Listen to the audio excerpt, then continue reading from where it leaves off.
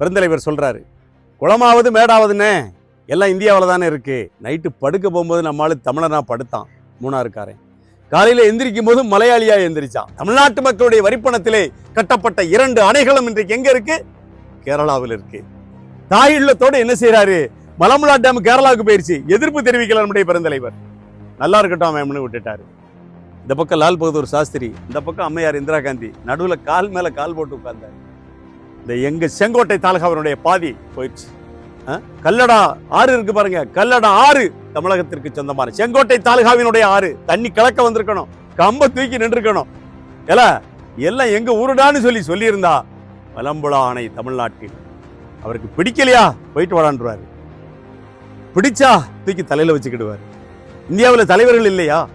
எவ்வளவு பெரிய லீடர்ஸ் எல்லாம் இருந்திருக்கான் நேரு காலத்துல.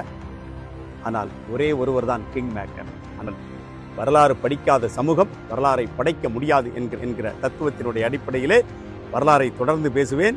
நம்முடைய மண்ணினுடைய சரித்திரங்களை இளைஞர்கள் என்ன செய்ய வேண்டும்? பார்க்க வேண்டும், பரப்ப வேண்டும், படிக்க வேண்டும். நன்றி.